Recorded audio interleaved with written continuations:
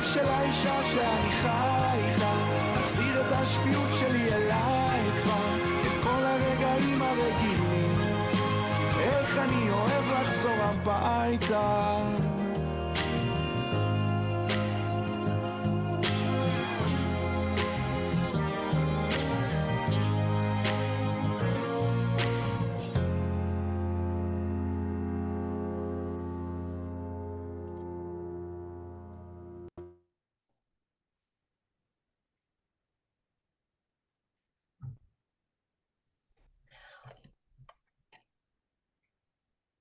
I want to welcome everyone to the future of Judaism. And our topic for tonight is the future of feminism in Judaism.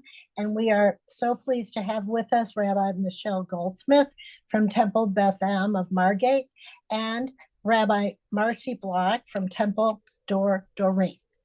And of course, Rabbi David Paskin as our moderator. Karen, that was fantastic. Thanks. Nicely done. Nicely done. Welcome, everybody. It's really good to see all of you here again today. Let's start this last online class as we have every other class. Our hearts are captive in Gaza. Bring them home now. Okay, let me give the usual administrivia, and then we'll get into it. Usual administrivia. This is so much better when we use your questions and your thoughts to inform the conversation. So please, please, please, please, please look down below in the Zoom, your Zoom menu thing. If you don't see Q&A, click on the More button, and you should see Q&A over there under More. If you're on your phone, you should see it also under the More option or your iPad. You can put questions in there. I'll do my best to keep an eye on the chat if you put questions there, but please try and put those over in Q&A. And if you just want to share some of your own Torah, by all means, pop that in the chat. Please, please, please, please, please. Okay. This is going to be a strange conversation today. And here's why. For one thing, I'm a dude. And probably shouldn't be leading a conversation on feminism and women in Judaism. But you're stuck with me. Here I am. But that's not the only thing that's going to be weird about tonight. The other thing that's going to be weird about tonight is that we have two women rabbis who are going to be speaking to us about feminism in Judaism. Now, on the one hand, of course, we would choose women to speak about this.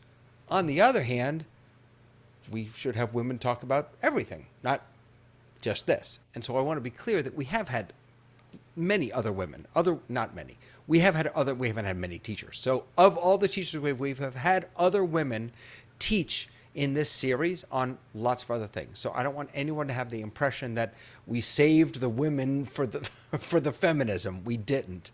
But these two people in particular are may not have special training in feminism, but they do have special training in rabbanut, in serving the Jewish people as a rabbi and as a leader. And for that, we are incredibly lucky and very, very grateful to welcome Rabbi Goldsmith and Rabbi Bloch to be with us. I'm so excited to have you here and to have whatever conversation comes from the questions that some of which we have and some of which I hope that we will hear from other people. So Rabbi Bloch, I'm going to pick on you first. Do you want to say hello? Tell us anything you'd like to about yourself. Some of us know you, some of us don't. So first of all, Rabbi Paskin, can you hear me okay? Absolutely. Okay, good. First of all, I just want to say thank you for that beautiful intro. And like Kal v'chomer, all the more so, yes, you should be leading this, because I think it's beautiful when men do lead these conversations, because I think that is that's really helpful in general, and I think it's great. So thank you for that beautiful introduction. And I also want to just say as was already heard or said, Rabbi Bloch from Temple Dorim. So grateful to be here with all of you tonight and to be here as part of this closing series of the Institute of Jewish Knowledge, and just happy to be here.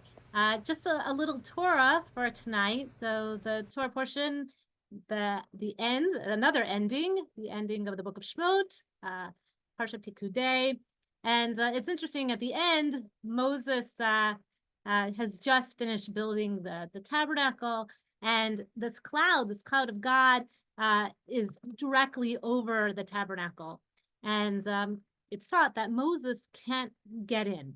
And you sit there and you got to wonder, and ancient rabbis question why, like why couldn't he get in? He did so much work, he spent so much time with the people of Israel, arguing and all that he did, but he can't get in. And there's a teaching that maybe he was in a cloud or in a fog, himself.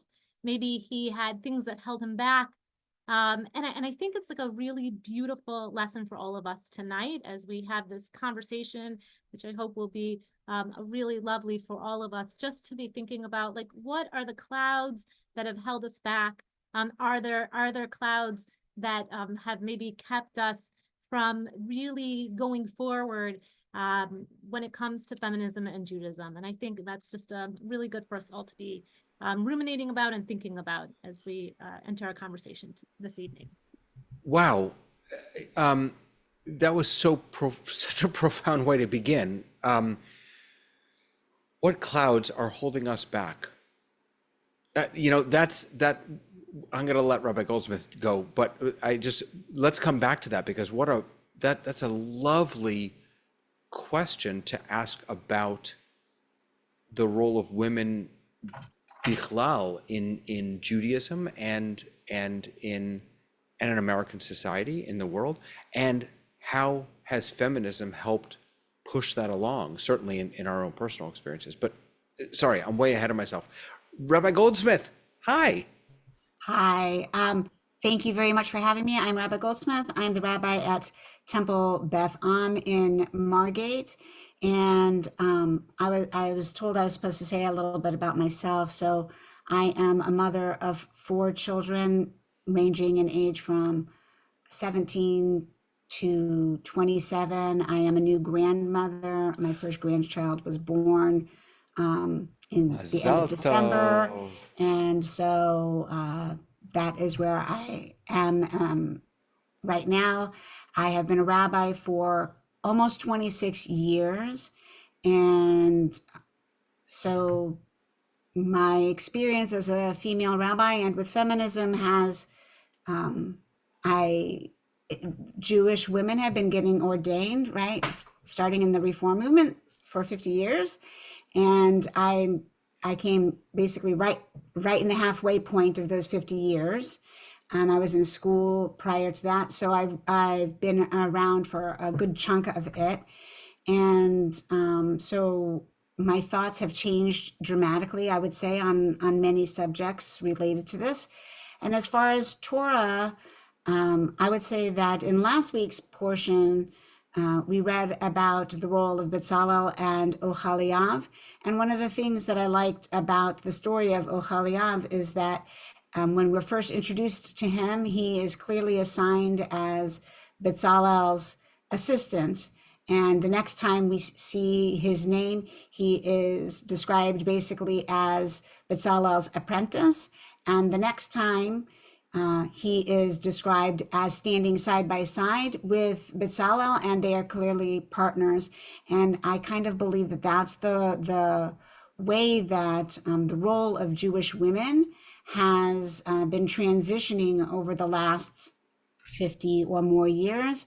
We were clearly the helpers, and then we have had the opportunity to learn from and become more integral in the world of Jewish leadership and learning.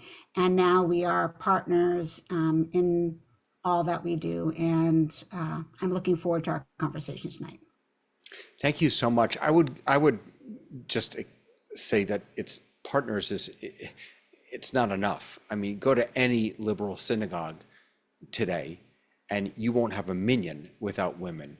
You don't have a leadership team without women. You don't have volunteers without women. I mean, and that I think has been, in some ways, a really drastic shift.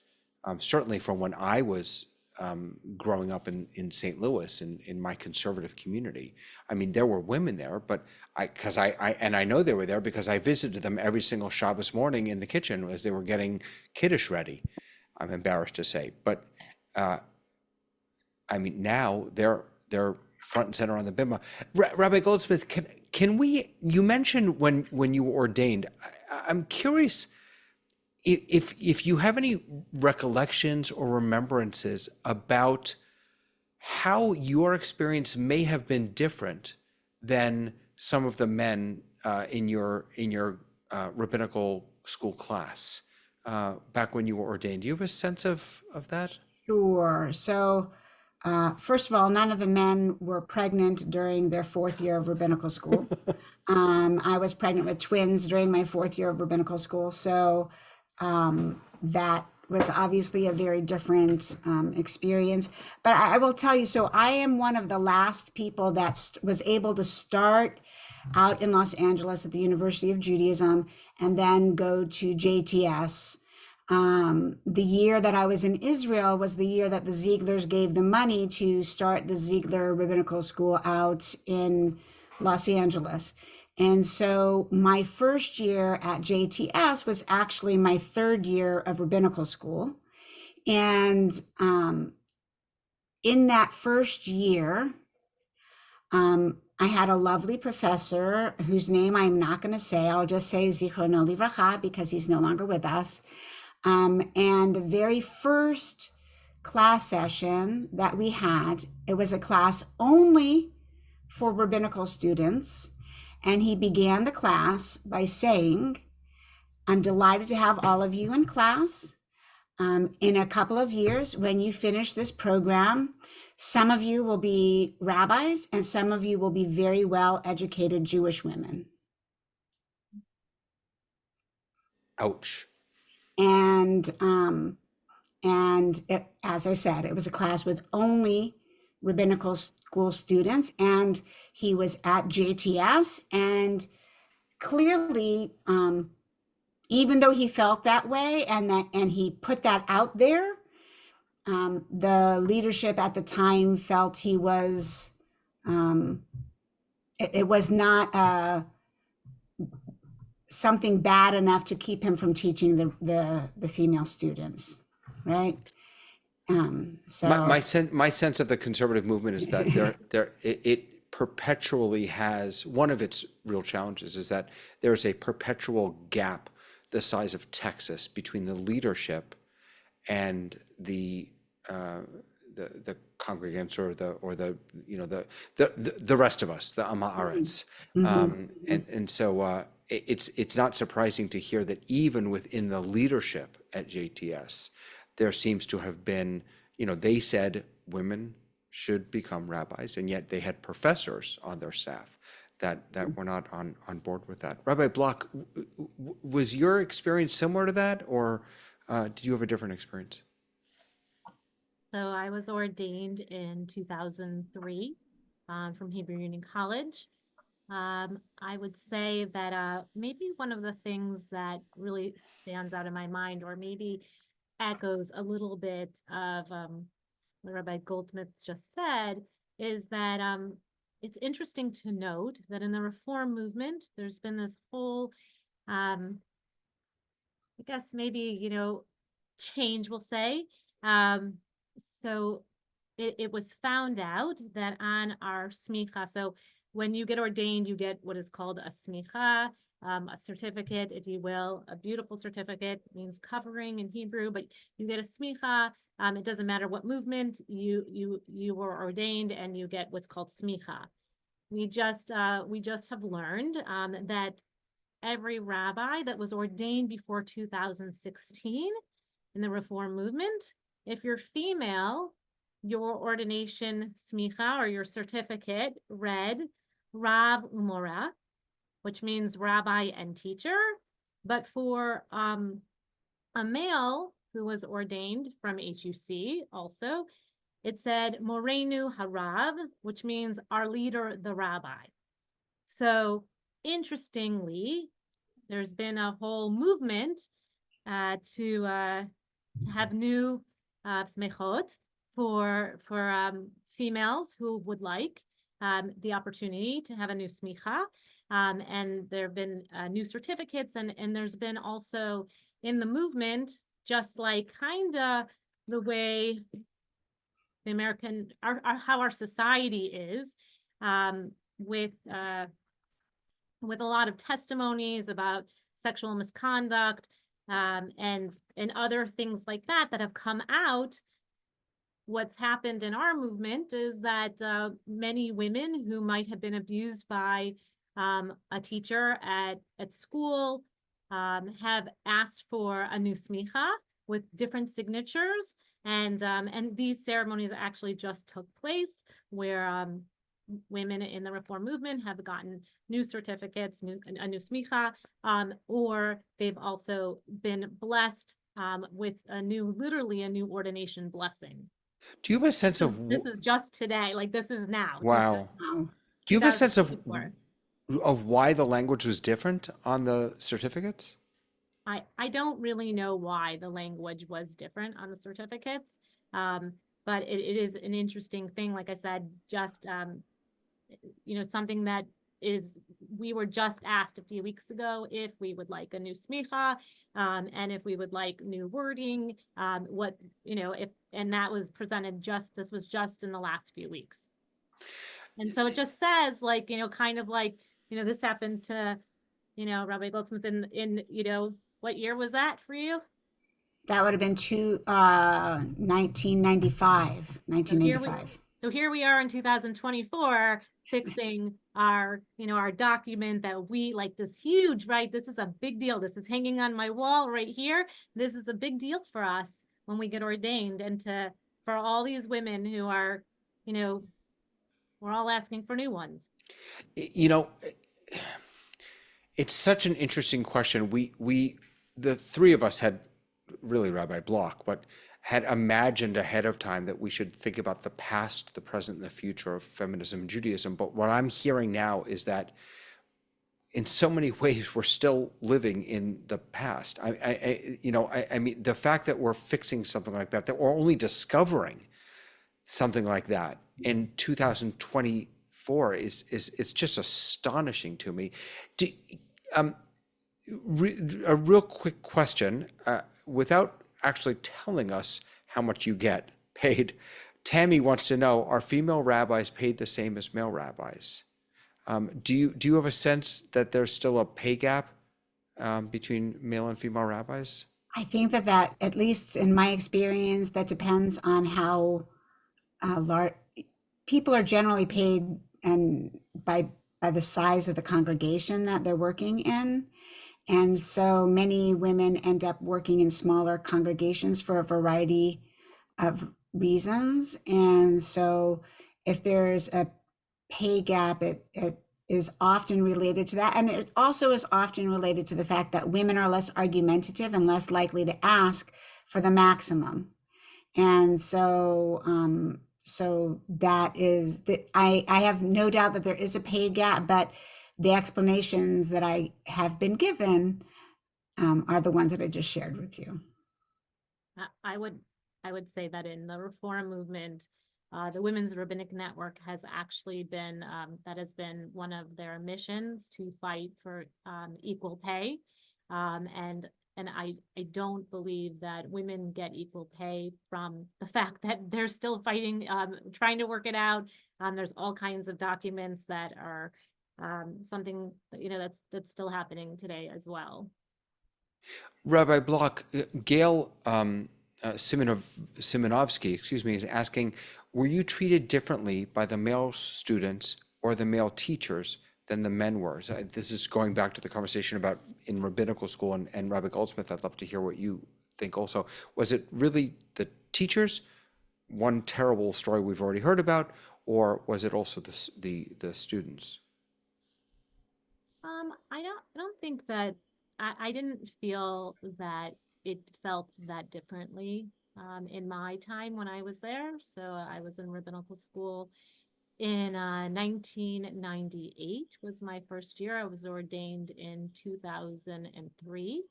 Um, and I didn't feel like we it didn't feel different. I think it felt more different once I was ordained. Then it was very, I think as a female rabbi, you there are things you feel when you're working with your male colleagues and someone comes up and says Shabbat Shalom, Rabbi, so and so to the male rabbi, but then Shabbat Shalom to the female rabbi, Shabbat Shalom, Marci. That is very common. In there are things that definitely I think I felt it more once I was ordained. Rabbi Goldsmith? So that I think that that's an interesting question for me. I think my experience was a little bit different because I was already married when I was in rabbinical school, and so this is going to sound silly, but the male students just treated me differently. I was already a married woman. I was in a different category than the unmarried female students. And many of my classmates married other rabbinical students. So by virtue of the fact that I entered rabbinical school already married, they didn't have to look at me as a potential mate. And so they could look at me differently. And so I really do think that that impacted for me. I can honestly say I have almost never had anybody call me Michelle instead of Rabbi, but I shared with Rabbi Bloch the other day that many times people called me Rabbi Michelle without permission, rather than Rabbi Goldsmith. And so much so that when I was in a congregation in Virginia and they said to me, we've never had a rabbi that went by Rabbi and then their last name. Do you want us to call you Rabbi Michelle? And I said, no, I really want to be Rabbi Goldsmith. That's who I have been for the last, 15 years. That's who I am. And they said, but we just said we never had anybody that goes by Rabbi last name. I said, that's fine, but nobody's going to call me Rabbi Michelle, because I had acquired a visceral reaction to people calling me that without permission. So everybody at that congregation called me Rabbi Mina. Mina is my Hebrew name. And I had then given permission. And so it was okay. So I would say that there is a little bit of that. And I spoke with Rabbi Bloch earlier this week. I think a lot of it for me, a lot of my experiences have been tied up in not just being, it's not just that I was a woman, it's that I was raising children the entire time during my rabbinate. I as I said before, I had I had twins when I was in my 4th year of rabbinical school. And so from the get-go, I always had children that I was raising while I was serving. And so that has been my experience. And now that I am in a completely different stage with my children all out of high school and leading their lives, etc., and now grandma, a lot of things have shifted in the way people relate to me as no longer the mother of young children. And so for me, that's my experience. Fascinating. Tammy is asking in the chat, in the Q&A, about a different relationship. And by the way, we're not really following our script. So if you want me to shift back to that, please let me know, but I'm just using the question. So Tammy's asking, how are you accepted within the larger rabbinic community because you're female? Do you feel it's still difficult to break those barriers if you're a part of, maybe in your synagogue, if there's more than one rabbi, or if you're part of the rabbinic council or something like that? Rabbi Bloch, do you want to start? I mean, I really think that the rabbinic community or the CCAR has made great strides. I mean, right now we have a female who is we have a female who is the president of our movement, and we also have a female who is the CEO of our movement. Both of them, rabbis. I think that, we have women on our board of the CCAR. And like I said, I feel like great strides. And one of the things that has been so comforting is, in our, our chat groups, our Facebook groups, male colleagues have shared that, for example, they will not be on a panel, let's say, about whatever it might be, unless there is a female colleague they are representing. And that's really comforting when we have male colleagues saying things like that, supporting that, they want us to be considered equal. And that feels really good. And I think that, I think that, like I said, I think great strides in our movement. And I think, and it's promising for the future. Having two daughters, who are, young, I really hope and pray that they will feel that, that they grow up in a Judaism that they feel that they are considered, equal, and they are considered created B'Tselem Elohim, in God's image, and that they will be able to, be leaders in their community or leaders on boards, or that they can also become a rabbi. That's very exciting for me, and God willing, be appreciated by their male counterparts. How old are your children, Rabbi Bloch? 8 and 11. And you want them to become rabbis? I want them to be whatever they want to be, but I want there them you to be able go. I want them to be able to be whatever they want to be. Because my girls, not a chance they would ever go to, and it has nothing to do with the fact that they're girls. It has everything to do with the fact that I'm their father. Okay, well, you do have one in the army, and that's pretty amazing. Yeah, no, I'll take that one. Yeah, I'll take that one. That's pretty awesome. Rabbi Goldsmith, your experience with other rabbis, rabbinic councils, things like that. Well, I have participated everywhere I've gone, in interfaith groups, and in the interfaith situations, there's never an issue that I'm a female rabbi. Within the movement, just like in the Reform movement, we've had female heads of the Rabbinical Assembly. We have lots of women in leadership positions, women within the rabbinical school, et cetera, et cetera.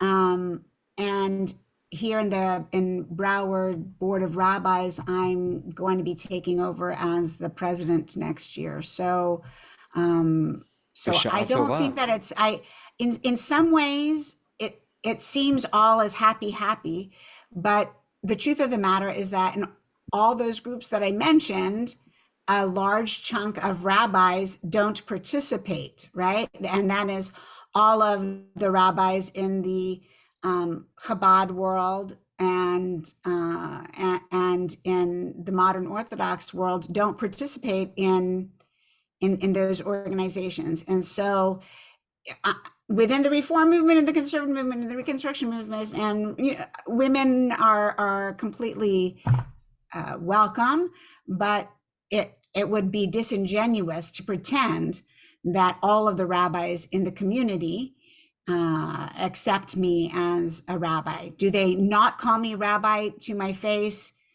No, they are smart enough to call me rabbi to my face, but do they actually see me as a rabbi? That would depend on the individual. I remember sitting in a board of rabbis meeting up in Boca, and Boca is the Chabad sits at the table with the Reform rabbis, the conservative. I mean, it's known for that. At this one particular meeting, we were celebrating that, and I looked around, and there were no women there. So it which sort of killed the celebration a little bit for me. Rabbi Bloch, did I interrupt you? Did you want to jump back in? I actually was shaking my head because I actually did sit around the table, and there were a few women, but we were with, rabbis from all movements when I was in Boca. So I was smiling, but there were women at our meeting. So it was just a smile on that one. Yeah. Great. Rabbi Bloch, a question for you from Devora, and this is one of those questions that if you're uncomfortable answering it, you certainly don't have to. She asks, speaking as a woman who has been part of the URJ Restorative Justice Program, I'm wondering how all the misconduct information that has come forward will really change the attitude about women within the clergy community as well as in congregations. That's a great question. I mean, I think from at least what I witness and see and hear, I mean, I think what it's doing is giving people the opportunity for, if you will, like a sense of tshuva, a sense of returning.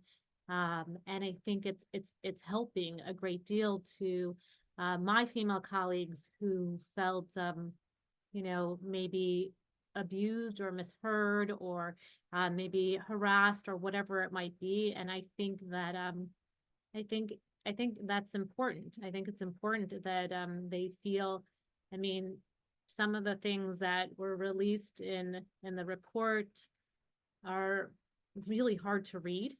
And I think if it helps people to heal and it helps them to heal and to lead with that sense of healing, I think that is it's really important. Thank you so much for that. So here's an interesting question. Phyllis and Michael Levy are asking, well, I'm assuming this is Phyllis, as the mother of an HUC ordained cantor, 2016, I am curious if you think these issues are different for women cantors. And she adds here that her class was about 50-50 mix prior and since have been largely female. Do you have a sense that in the cantorate there are, or there have been, I should say, some of the same issues? Rabbi Goldsmith, do you have any insight? I would say that they have all of the same issues, except perhaps even more so, because we are blessed to have the smicha of being a rabbi, and so whether somebody wants to respect us or not, if they are respecting male colleagues from the same schools, they have to respect us a little bit. But cantors always have just a little bit more of a hill to climb to get the kavod that they are supposed to be getting from certain people. And all the more so with women, especially women who have beautiful voices. Many of the women who have beautiful voices, men don't know how to behave around women with beautiful voices. And so I definitely think it's all the same issues. And as far as the numbers, 50-50, my class was 50-50, male and female when I graduated all those years ago. Now there are more women, but I will tell you that in general, most of the women that I graduated with, almost none of them are still working as rabbis in a synagogue. I'm one of that about? Only a couple left. What's that about? What do you think is going on there? Is that and the reason I'm asking is actually, is that an issue for women rabbis, or because I think that's also happening across the board? I think it's a combination. I think it's both women and men, but more so for women, and that being because of the fact that still, no matter how feminist we consider ourselves, if you have children, a lot of the child rearing duties end up going to the women. So it is very hard to have, in some ways, it's very hard to have a career where you're on 24/7, 7 days a week, really, because I can tell you there are lots and lots and lots of weeks when I don't get my full day off because there's a funeral, there's a this, or there's a whatever. And for people who care about work-life balance, it's particularly challenging. But in general, lots of rabbis have left working in synagogues because synagogue life for all rabbis is a bit of a challenge, I would say. I happen to, by the way, think that it's been great for me and in many ways was great for my children, raising my children, but lots of people would disagree. So Perhaps my children, I don't know. Rabbi Bloch, what do you think? I mean, I'm just thinking that, I was teaching a class the other day, and one of my congregants said that respect in society has just gone down in general. And I think that's true. I think respect has gone down. And I think the idea of kavod harav, which is like giving honor to our teachers or giving honor to our rabbis, I think it's gone down for both men and women. At least according to my male colleagues, I think that they're experiencing some of the same things. Like there's just not the same respect or, a sense of like, there's not that, rabbi on high that maybe what, we grew up with, what I grew up with. It's just a different level of respect, I think.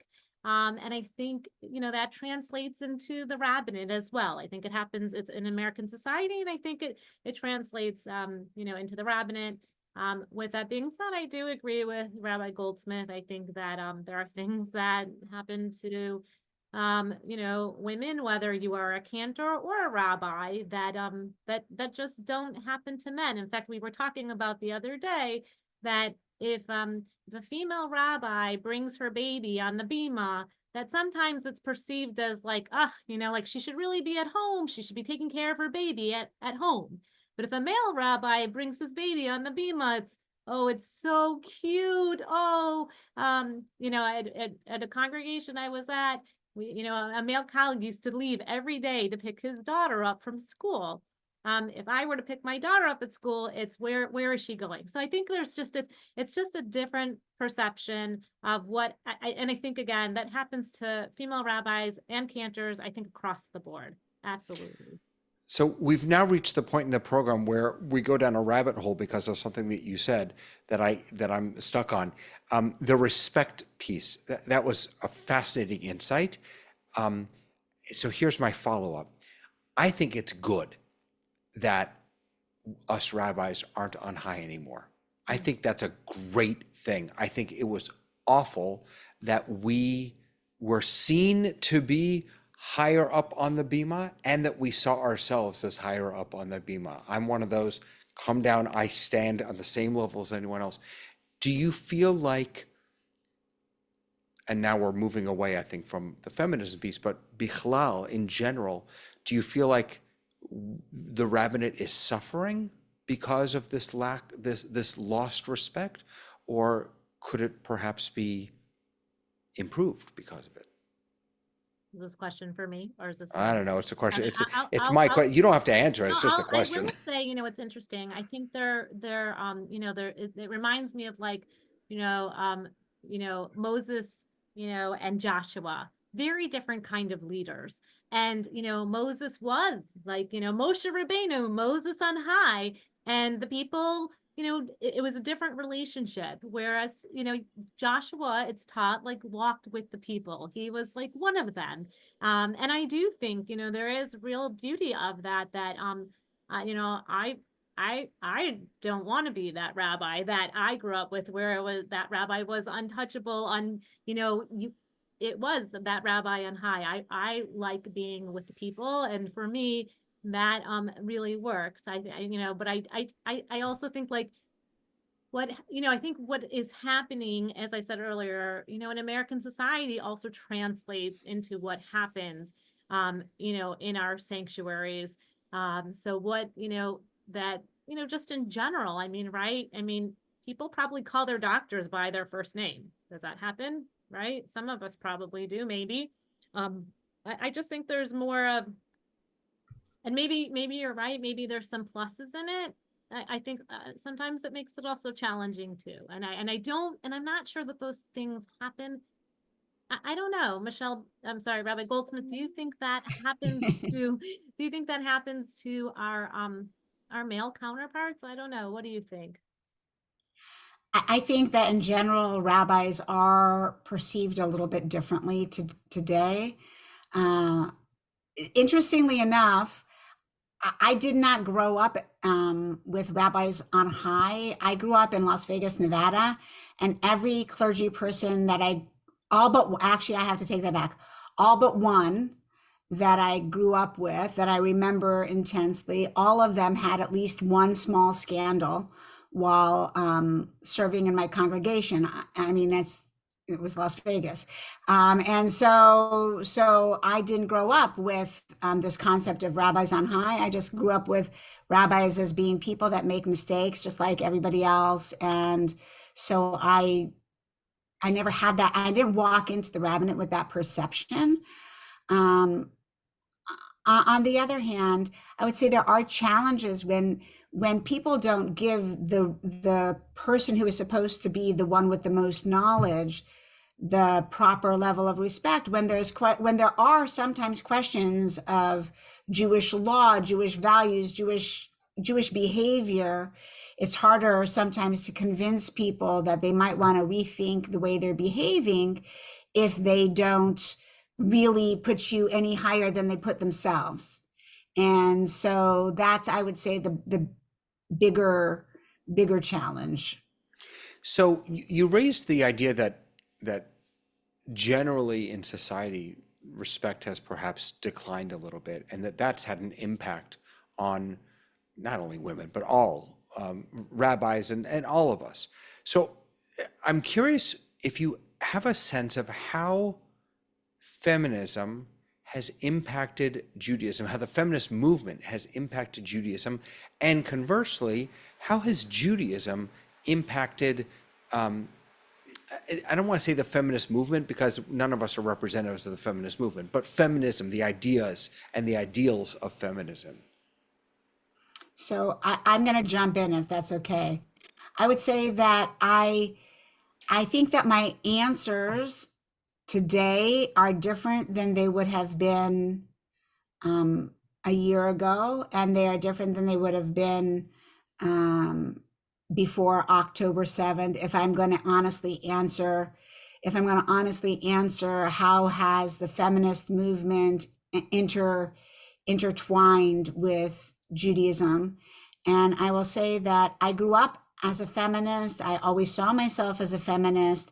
My first year of college, I actually attended Wellesley, and then I transferred out so that I could go to the what was then called the University of Judaism, and now is American Jewish University, their undergraduate program. So I was really, into all of that, let's just say. But the feminist movement has been undergoing a lot of transformations for a long time.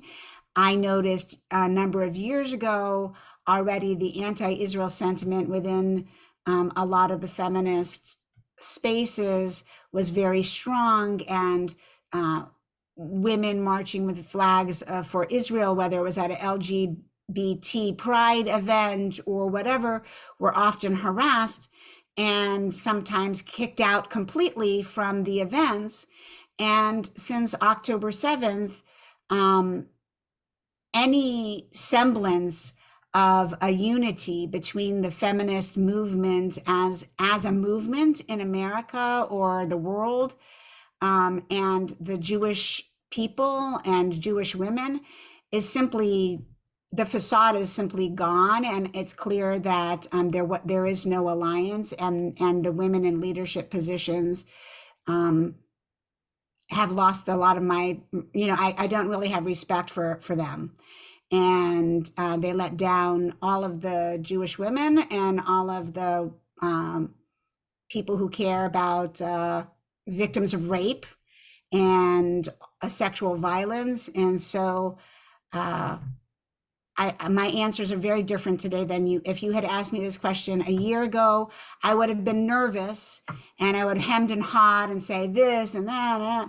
But now I just flat out say that I am a feminist. I'm an old time feminist who believes that women and men should be treated equally as both B'Tselem Elohim. But as far as the alliance in any movement, I'm done. That's fascinating. Rabbi Bloch. I really appreciate what you said, Rabbi Goldsmith. I'm just kind of taking that in and then kind of holding it.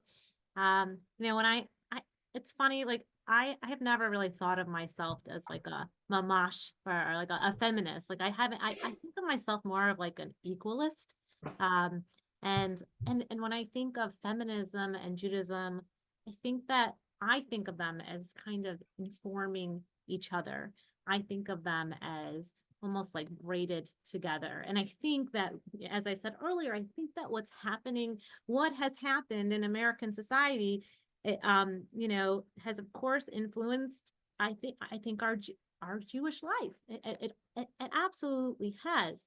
And I think we continue to see that. And I'm just, thinking about, um, just kind of what Rabbi Goldsmith said. And I think one of the things that I'm thinking is, yes, I totally agree, 100%.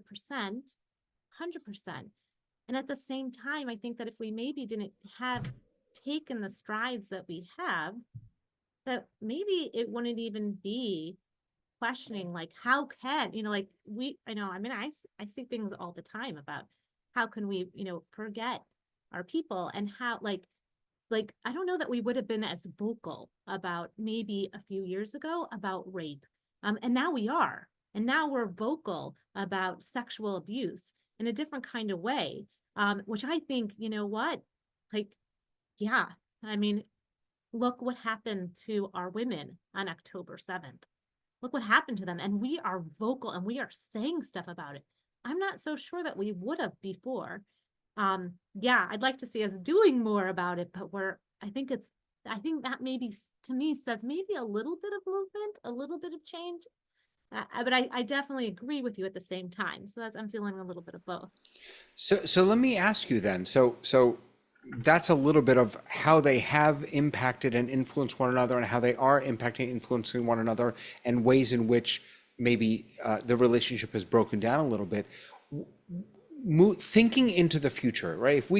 If we are the masters of the universe, and we get to craft the ways that Judaism can impact feminism or feminist ideology, and that feminism can impact Judaism, what is there yet to do?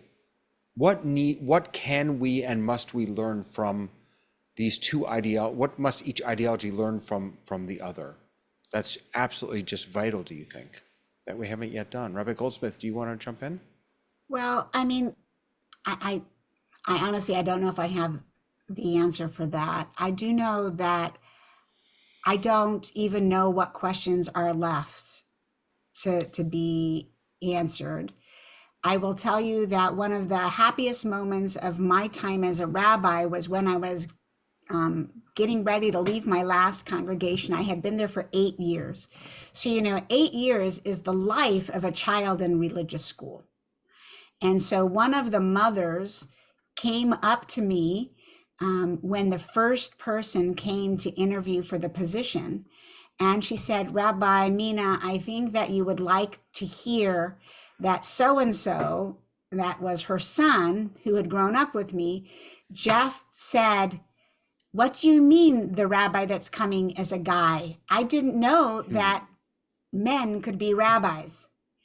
And so, that was just unbelievable to me, because children are so innocent, and he had no idea that in other places there were men who were rabbis, because he'd only grown up with me.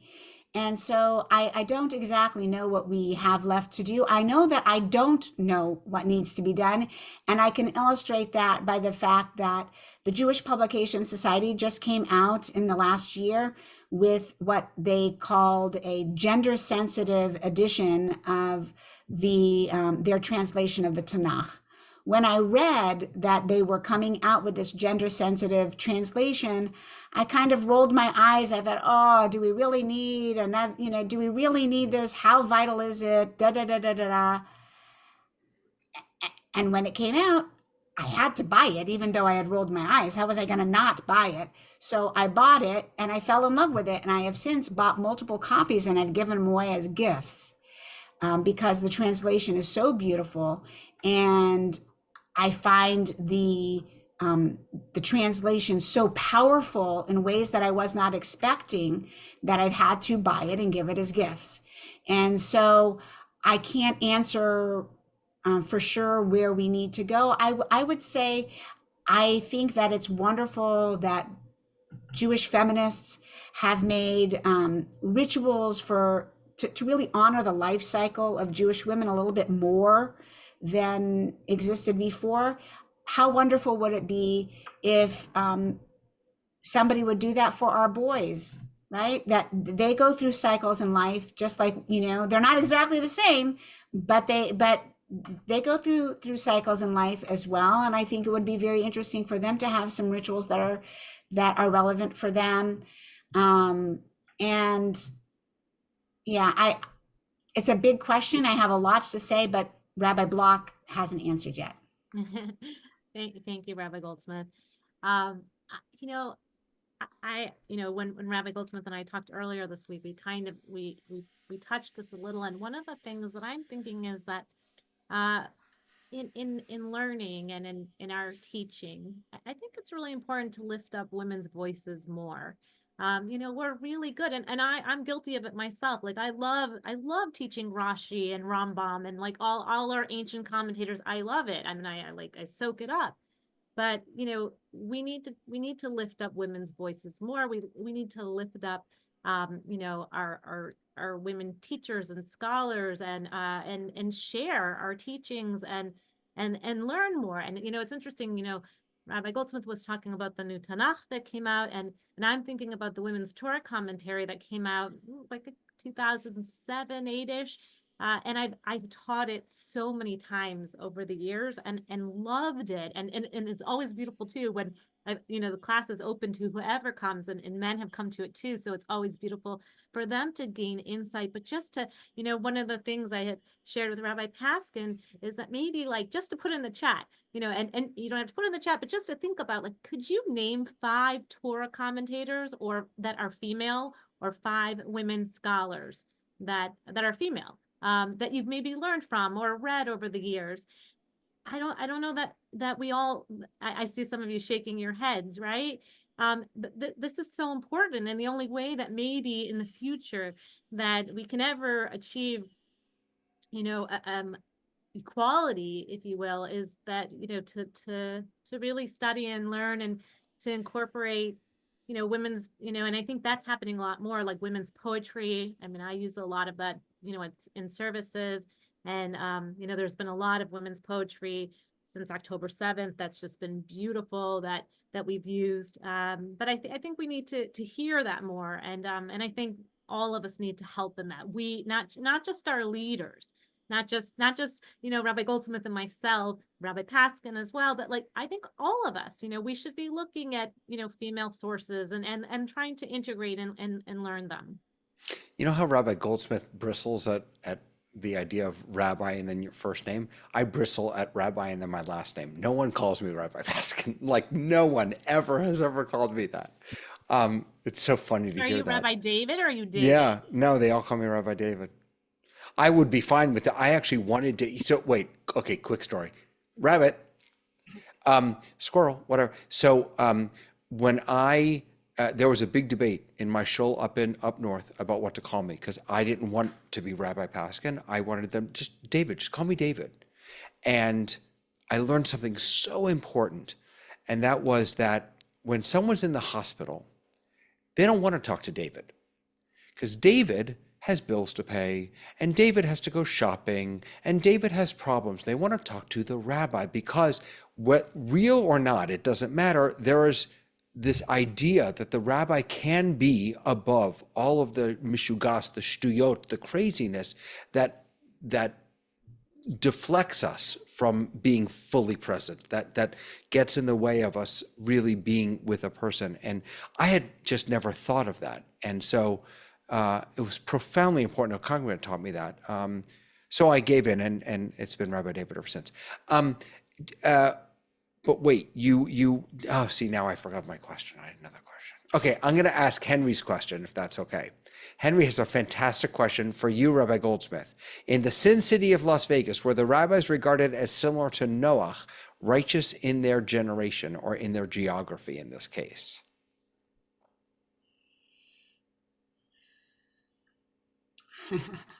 I would say that they were righteous in their location. They were all considered righteous in their location, except for the one rabbi that was my teacher for confirmation. Was not a rabbi in Las Vegas at my synagogue. He was a rabbi out at Nellis Air Force Base, and he also came over and taught the confirmation class. He was righteous in his generation. There you go. But the others were, I would say, righteous situationally, location based. Interesting. For sure. And I just remembered, Rabbi Bloch, what you had me thinking about when you were talking about women's voices and women's scholars is that I can list on one hand the women's commentaries that I learned when I was studying, back in Judith Plaskow was mandatory reading, Nechama Leibowitz, and thank God I studied with Ora Horn-Prauser, who's a brilliant Tanakh teacher. Sorry, we're out of time, but I'm really curious. I live in Sepharia now. Are women's voices prominent enough in Sepharia? Do you know? I was going to say I use Safari all the time, and yes, I live in it because they make the sheets, and a lot of women rabbis are making the daf, or the actual lesson, which is beautiful. And I think there are times where we see that they're quoting women. I use it a lot. I feel like we definitely see them quoting men more, like everybody, but it's nice that women are making the sheets, so that's nice. Agreed. Yeah. Yes. Sorry, Rabbi Goldsmith. She said everything that I was going to say. I just wanted to address somebody put a comment in the chat about women in leadership positions being perceived, we'll just say, negatively. And I will just end by saying that it's a funny little story. Before I was a rabbi, when I began rabbinical school, so I began rabbinical school in 1994. And when my oldest sister, who is 9 years older than me, told her congregants at the synagogue that she was at that her little sister was going to become a rabbi and that she had started rabbinical school, the first thing that one of the women said to her, "Oh, I feel so sorry for you. Your sister must be the word that was written up there." Oh, wow. So yes, but I do think that has changed, at least in my world. They just see me as, no, I don't think I've ever been perceived as that. I've always been perceived as sweet. You are, as are you, Rabbi Bloch. And I'm so grateful to both of you that you took the time to learn with us tonight. Really, it was just such an honor to be with both of you for our entire community. Friends, I'm going to turn it back to Karen, but before I do, just next week, come join us. We're all going to be together on site at the JCC celebrating. We have a really beautiful celebration planned, a graduation celebration. We have diplomas and everything for all of us who have been here for the past 9 weeks. So Rabbi Bloch, Rabbi Goldsmith, thank you so much once again. And I'm gonna turn it over to Karen. Thank you, Rabbi Paskin. Yes, and thank you so much. And I want to say that next week, it's at the David Posniak JCC in person for those who can be in person at 7:00, and you need to register. Layla at ijkl.org. So please, so many of our leaders and rabbis and teachers are going to be there. And unfortunately, I don't live in Florida, so I can't be there. It will be on Zoom for us who can't, but I don't know if it'll be quite the same. So anyway, and both rabbis, thank you so much. It's just been a pleasure this evening. So thank you. Have a lovely night, everybody. Night. Lila Tov.